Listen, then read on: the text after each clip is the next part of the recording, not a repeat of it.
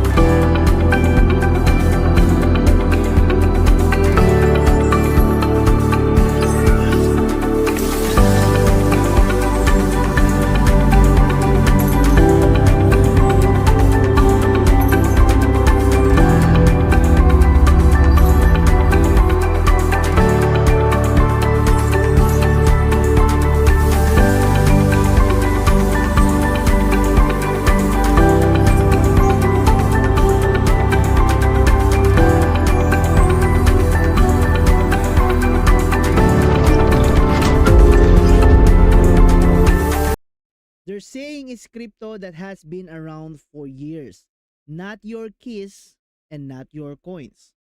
Today, we're going to talk about why self-custody is becoming one of the biggest trends in Web3, why centralized platforms still pose risks, and how projects like Union Key are trying to build the future where users, and not platforms, have true ownerships of their digital assets. The problem of the past few years, we've seen exchange freeze, withdrawals, accounts become inaccessible, and even entire crypto platform collapse.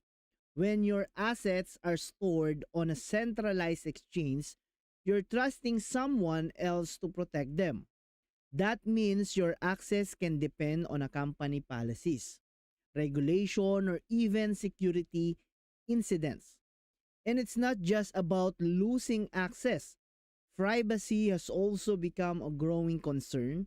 Many centralized services requires extensive identity verification, creating a massive database or personal information that can become targets for cyber attacks.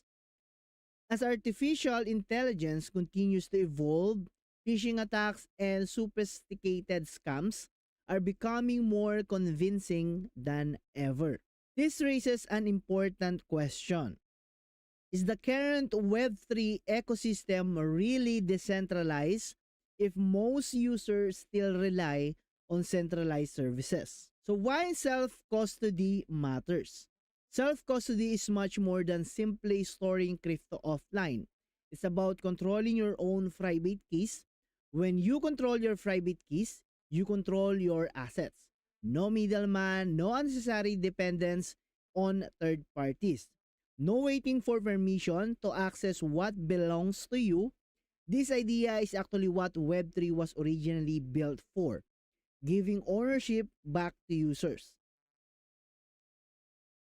As more digital assets, NFTs, and even real-world assets move onto blockchain, network secure self-custody is becoming increasingly important. Many experts believe that wallet of the future won't simply store assets. It will become your digital identity across Web3. So guys, why Union Key is different? This is where Union Key enters the conversation. So instead of positioning itself as just another hardware wallet, Union Key is building an entire decentralized Web3 ecosystem around users' ownership.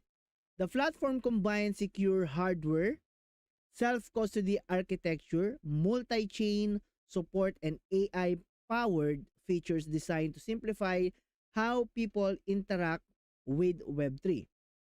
One feature that stands out is its vision for AI-assisted interaction, helping users navigate blockchain ecosystem more efficiently while maintaining full control of their assets.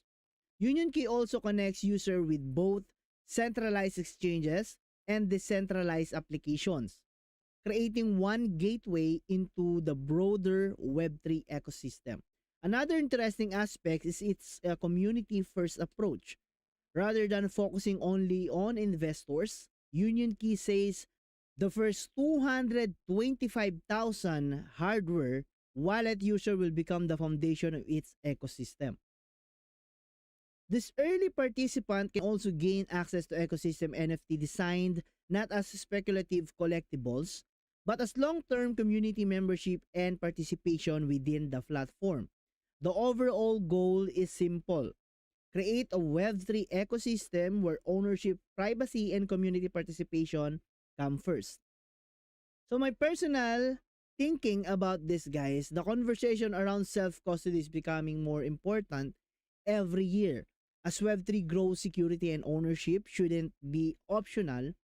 They should be the standard, whether it's Union Key or any other self-custody solution. It's always worth understanding how your assets are stored and who actually controls them. Because at the end of the day, Web3 was never just about making money, it was about giving ownership back to the people. If you'd like to learn more about Union Key, its vision for the future of decentralized ownership, I leave the official information in the description down below. If you enjoyed this video, don't forget to leave a like, subscribe to the channel, and let me know your thoughts in the comments. Do you think self-custody will becoming the future of crypto?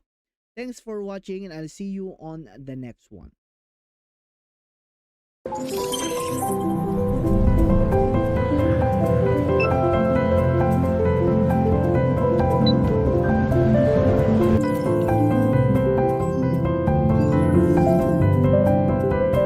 Why choose Union Key?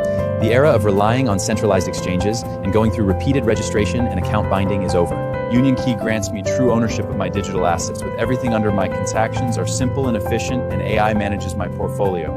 No more worries about exchange collapses, hacker attacks, or personal privacy breaches. This is true Web3.